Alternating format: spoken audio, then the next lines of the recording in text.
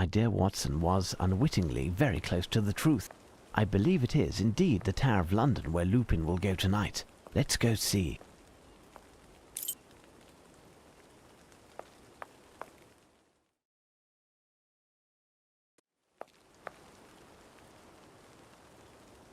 Here, we are in place.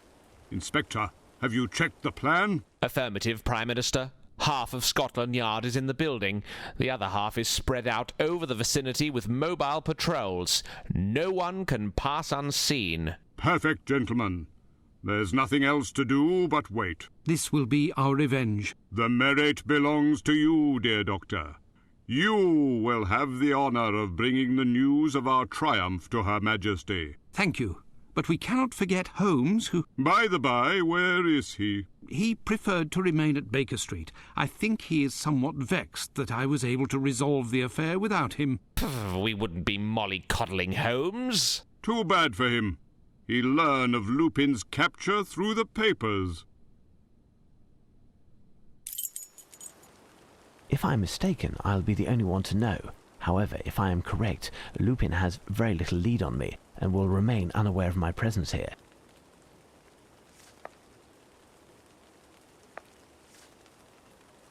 There, some cartridges are intact.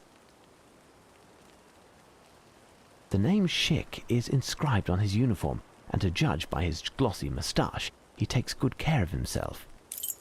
This sidearm was submerged in water and is unusable.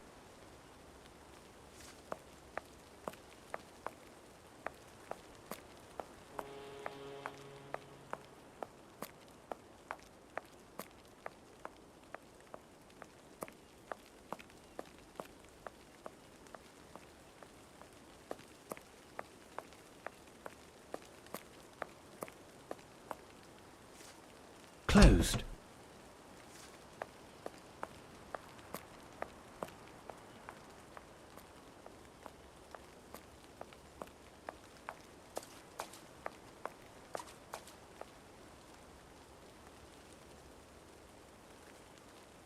Lupin must have installed this rope in order to take the maximum number of objects out of the Tower of London without having to transport them. Think. If I want to catch Lupin and be assured that he hasn't been able to remove the jewels before that time, I must prevent him from using this rope without him noticing. This rope is very high. Without the keychain, I cannot get up to the ramparts, and scaling the wall in this rain will prove too hazardous. I will have to wing something towards the rope.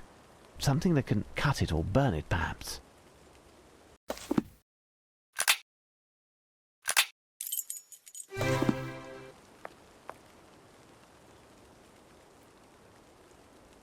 He's alive and doesn't seem hurt.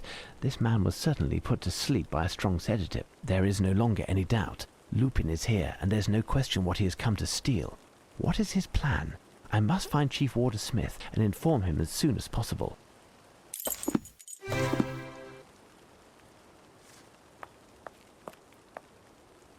This warder is asleep. The name embroidered on his uniform indicates that he is Kirkpatrick. There is something here.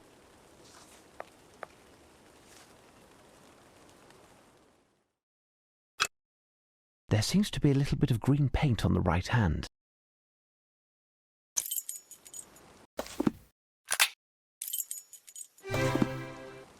This print on the ground suggests that someone had a heavy fall here. Someone was dragged to the door of the storeroom. The rain hasn't yet removed the prints, thus they must be quite recent. It's Chief Warder Smith's hat.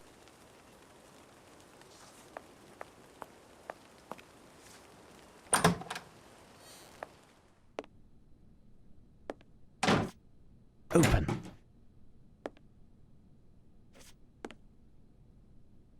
I'm taking whatever might be useful. The time is pressing and Lupin isn't far. This may prove to be useful. This may prove to be useful.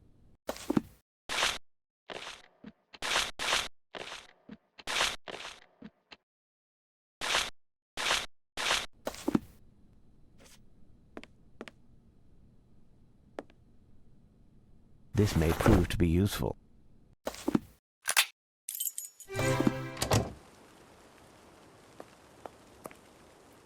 Closed.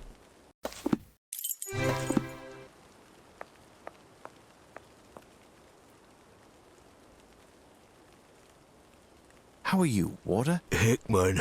Are you injured? No, but I have a headache. I feel sleepy. Wake up. Where's Chief Warder Smith? He left with the doctor into the storeroom. The storeroom is locked. Who possesses a key? Smith and the cook, but he is out. Who else? Speak, Warder. Fatty Johnson, in his locker, a duplicate which he stole. I must leave. Bide your time until I return.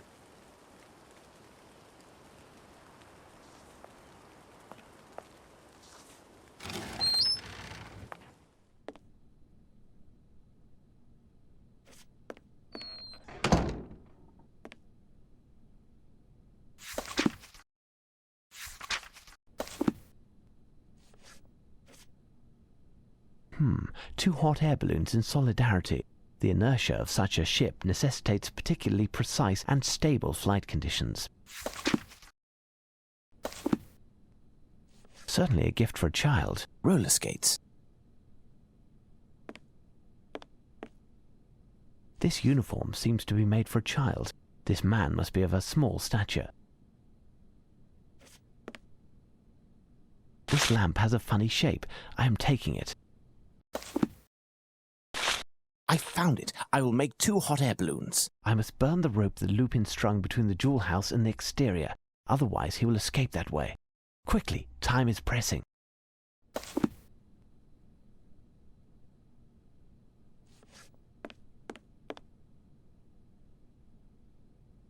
This bed is dusty and must not have been occupied for quite some time. This may prove to be useful.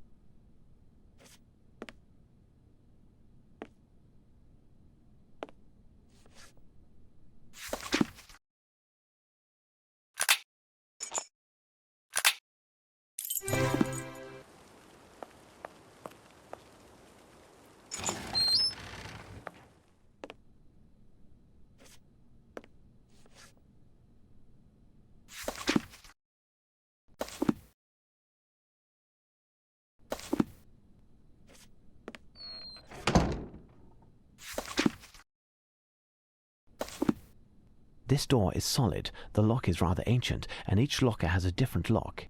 If I want to open one in particular, the chance of finding a key within a reasonable amount of time is almost null.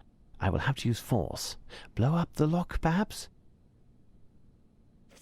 It must be the guard's cloakroom.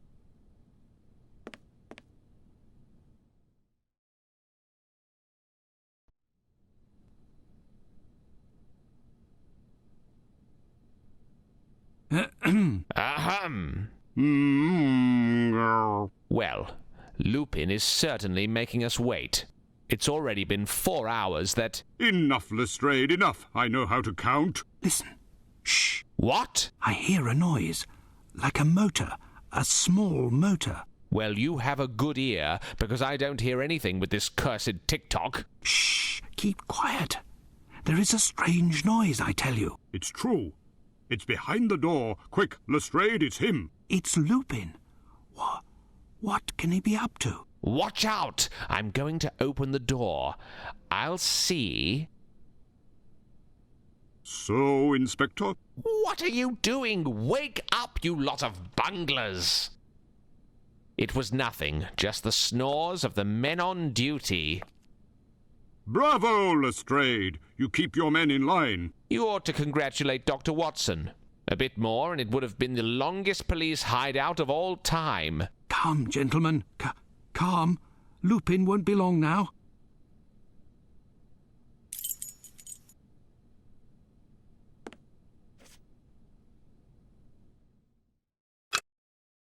This is, without a doubt, a freshly combed moustache hair.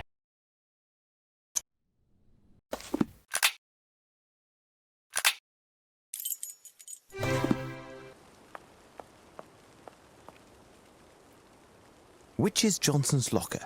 Where is it in the locker room? Don't know. I never pass it. Where is your locker and those of the wardens that you know? My locker. It's the fourth on the left, next to Bell and the new. Opposite the fellow who is on duty with me. Willoughby is closest to the entrance. At the back is Dirty Flint. Oh, his locker stinks, and nobody wanted to be next to him.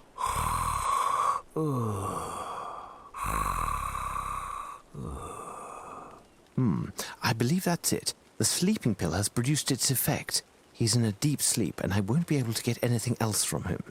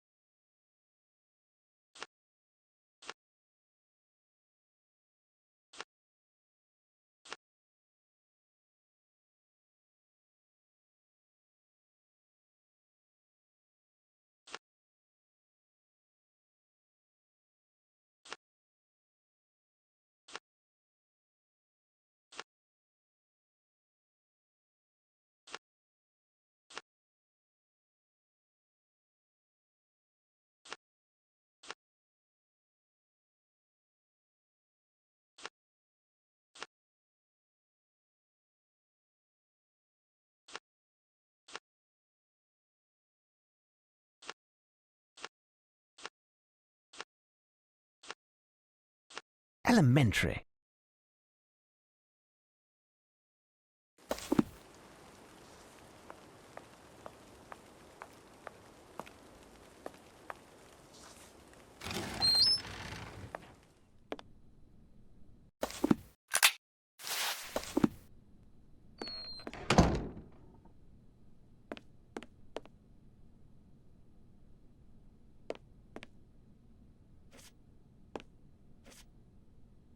I will have enough gunpowder to blast open one locker.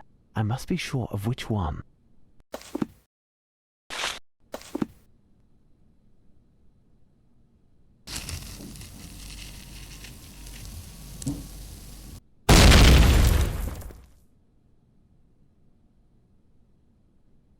Open.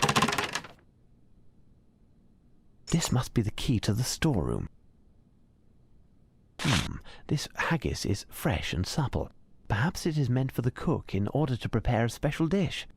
Not appetizing, but I am taking it regardless.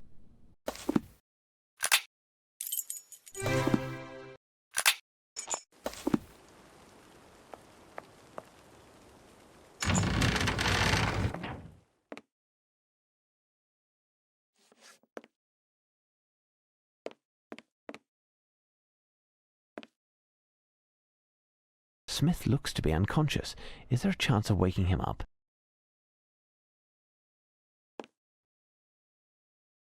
Water. That's it. Hickman fell asleep quite gradually, probably under the effect of a strong narcotic. The prints on the ground in front of the storeroom made me think that Smith was knocked out and not drugged. Thus, only a bit of cold water was necessary to awaken him. Smith, wake up. Do you hear me, Smith? It's Holmes.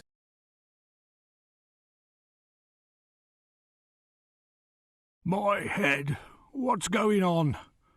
What am I doing here? Mr. Holmes? Where is the doctor? Listen, Smith, pull yourself together and come here. Can you open this grill? My keychain has disappeared. No, I can't open it. After you came through the other day, the cook insisted on changing the lock. It now needs a key. Fine. In that case, I'll need your help. We'll need to find a way to get you out of there. Foremost, you must precisely recount the events of the night. And who is the doctor you speak of? Well, early in the afternoon, the few men who were still present in the rampart were taken sick, with awful stomach aches. Must have been something in yesterday's meal. I don't digest tomatoes well, so I didn't eat, and I felt fine. Our usual doctor was absent, so I had to call a doctor in the area, Dr. Cernin. He hasn't been around for long, but I've heard good things about him. In examining the first man, he appeared alarmed and insisted on treating them with injections. We checked on all of the guards and he treated them all. The last to be treated was Hickman.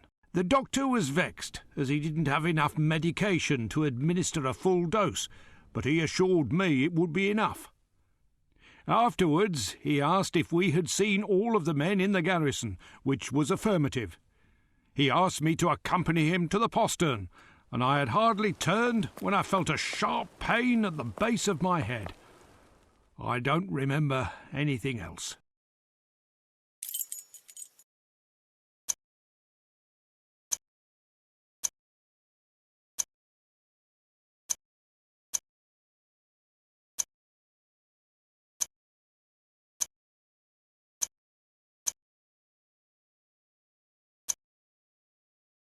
I am beginning to see. What medication did he administer? I really don't know. An empty vial fell into a puddle, and I picked it up. The label is damaged and the water would have washed out any remaining substance. Impossible to tell what it held. But what are you doing here?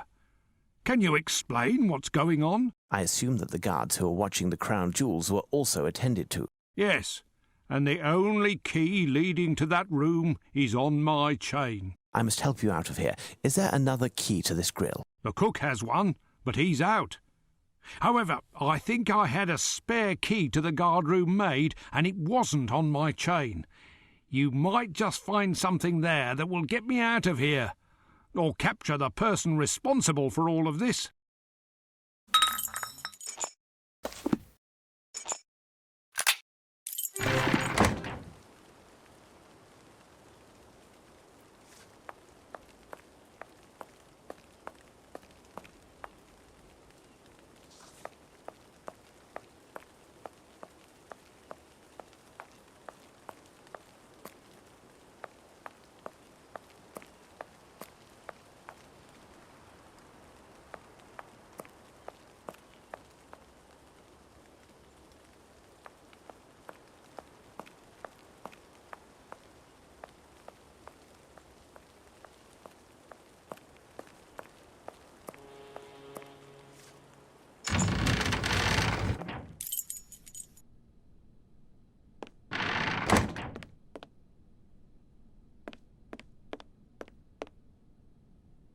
This liquid has a strong smell, certainly a petrol derivative to lubricate or clean metal.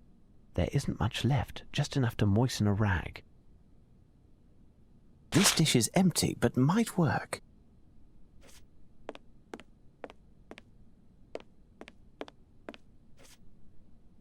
This helmet stand is quite singular, sturdy and very light.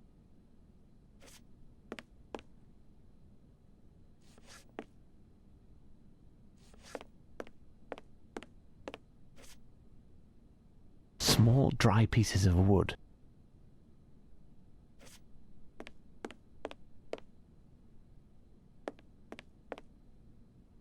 The interior diameter of this cannon is approximately 2.5 inches. This served to store the exact quantity of powder necessary to load the cannon.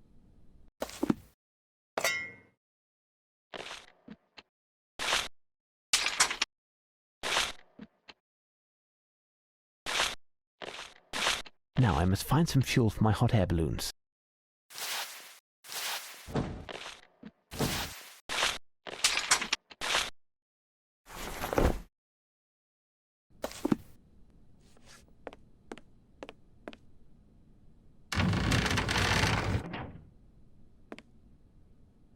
If I am to believe the tag on his uniform, this warder is called Summerby.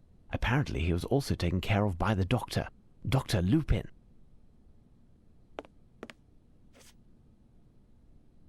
Look, this warder must have lost this key in falling. What could it be for?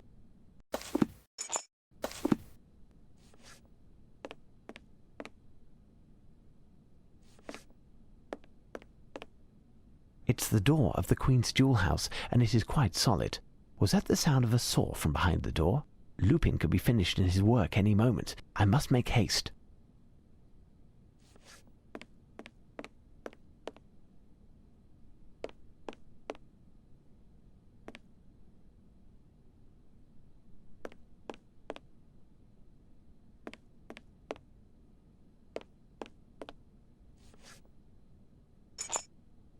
This may prove to be useful. This may prove to be useful.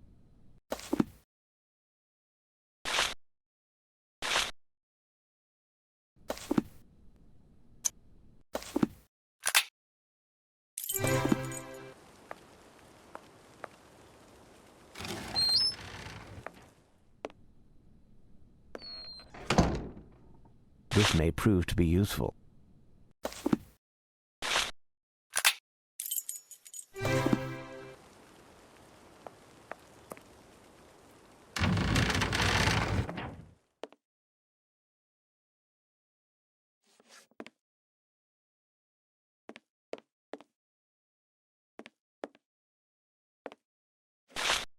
Take this file, it's all that I could find. Is there any way to enter the jewel house without a key? No, not without a cannon at least. In that case, I'll have to find one. You are kidding, I'm sure. I would not trifle with such a serious matter as this. The munitions are found in the armoury at the top of the staircase heading to the White Tower, the central tower. Apart from the one on my keychain, the other key is found in one of the service buildings, and it will be far too complicated to tell you how to locate it. Pray, release yourself as quickly as possible. Go find the key and open the door of the armory for me. I will join you there. Is that your scarf over there? Can you please pass it to me? My daughter just finished knitting it. She should start knitting another, because before entering the jewel house, I must block Lupin's retreat.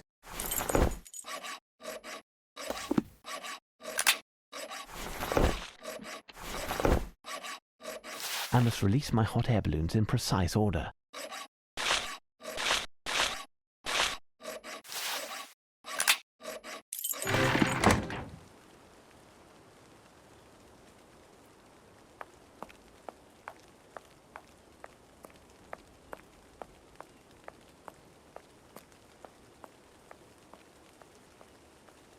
I must burn the rope that Lupin strung between the jewel house and the exterior, otherwise he will escape that way. Quickly, time is pressing. I will ignite my balloons as soon as I release them. Watch out, they're off.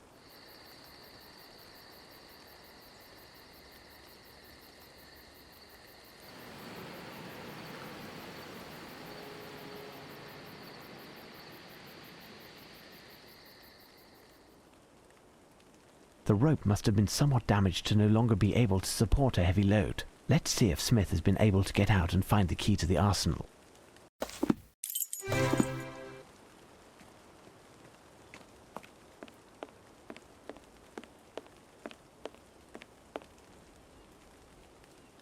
I've been working as quickly as I could, but my old arms have been shaking like leaves with the effort.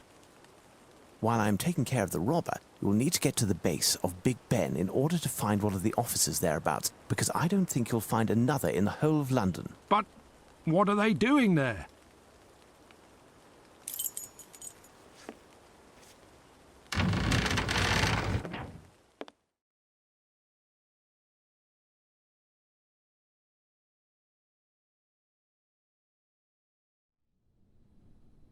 Enough already! Enough! Prime Minister, Where is he then, this Lupin?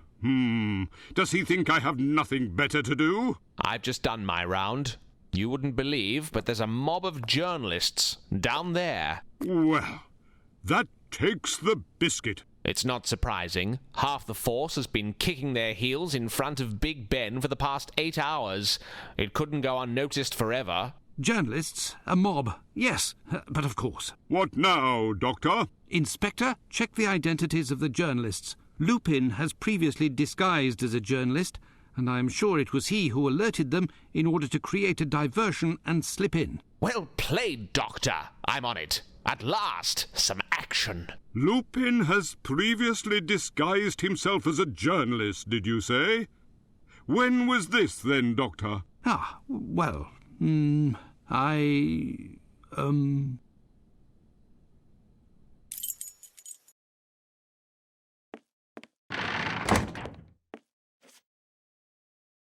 This thick cover could support a very heavy load.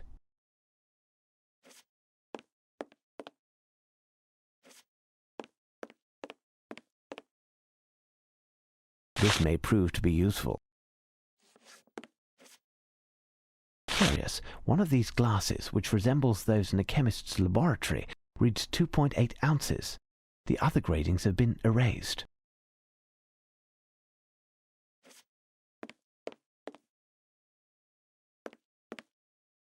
These cannonballs have a diameter of 2.5 inches. These cannonballs are very heavy. I can only take one at a time.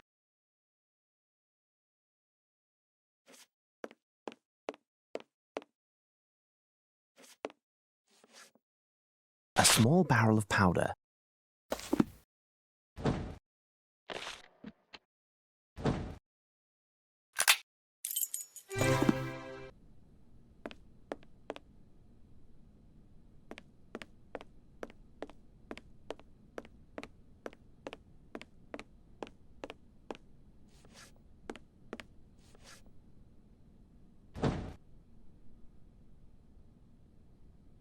Now I can push it to the door of the jewel house.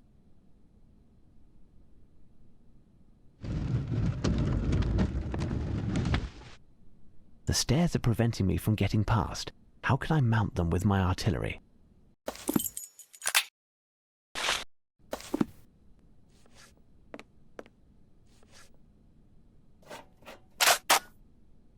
There, the door is dismantled. Now I must find the appropriate location where I should place it. There, the door is dismantled. Now I must find the appropriate location where I should place it.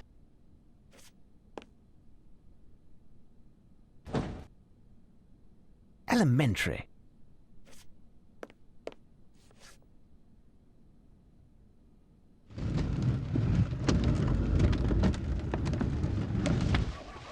There, now I am in firing position, and there's nothing more to do but load this cannon.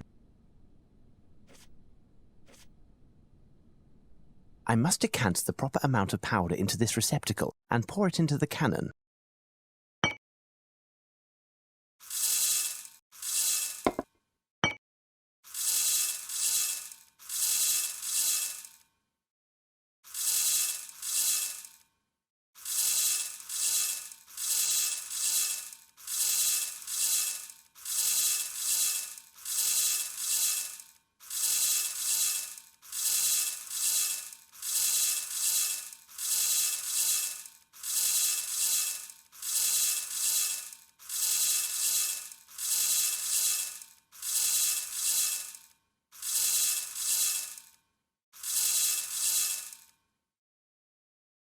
Elementary.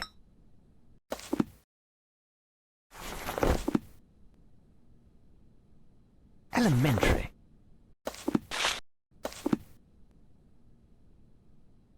Elementary.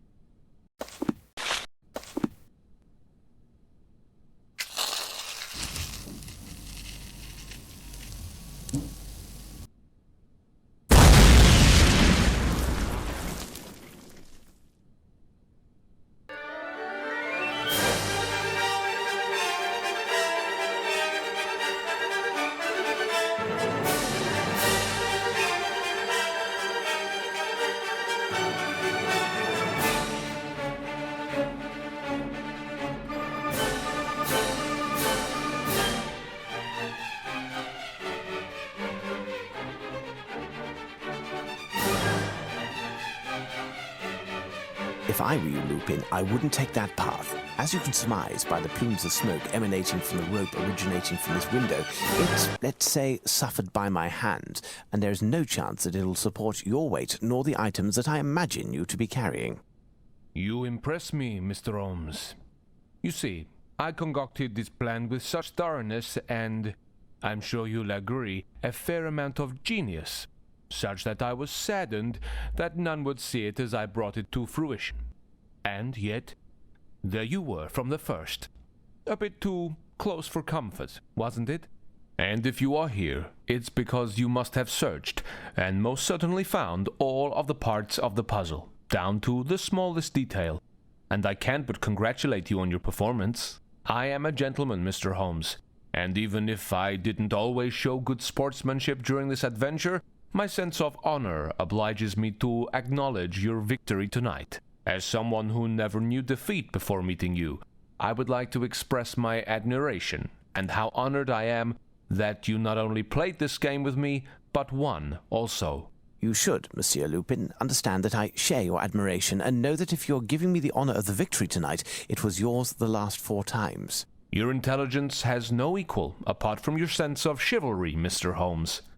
You know as well as I do, those were but a few minor obstructions, and whoever wins the final battle takes the war. Despite everything, our camp suffered some losses, the gravity of which could have been fatal if they had been made public. No one, myself included, would have come out of a Pyrrhic victory unscathed. I betrayed myself by doing anything that could have harmed your reputation. I am duty-bound to you, Mr. Holmes, and I will accept your conditions, even if they dishonor me, as long as they don't dishonor my country. You managed, thanks to your remarkable intelligence, to deny me any margin of maneuverability to decide in advance should we find ourselves in the situation in which we are. It was a chess match, and there is nothing remaining on the table but the 2 kings. This is a classic stalemate, wouldn't you agree? You will find at this address a master's painting, a great rock, and a few birds. As for what Her Majesty wished for me, I had no choice but to give it to her at that very instant. Once again, I am at a loss for words to express the pleasure that I took from this adventure with you. Even if it costs me, I promise, on my honor, that I will never publicize the account of what took place. We shall not meet again, my friend, but know that during the past few days your presence in our soil did as much honor to your country as ours. Safe journey, Monsieur Lupin. What? You'll let him leave like that? What choice did I have, Watson? Look at the whole picture. Lupin's real intent was to steal the crown jewels. The goal of all the other thefts was to provide a sort of insurance in the case of failure, and, above all, to ensure the services of a plethora of accomplices. Us. Us? Accomplices? I admit that I was fooled once, but I didn't steal anything. From the moment we read Lupin's first letter, we became his accomplices. In fact, by having us play his game, Lupin was conditioning us. After the first theft, he left clues leading us to the second, from the second to the third. So well that as the second to last theft, we were convinced that Lupin's final target would be Big Ben. Lupin knew that the authorities, headed by the Prime Minister himself, would align themselves with the only person who could sort out Lupin's schemes as they happened.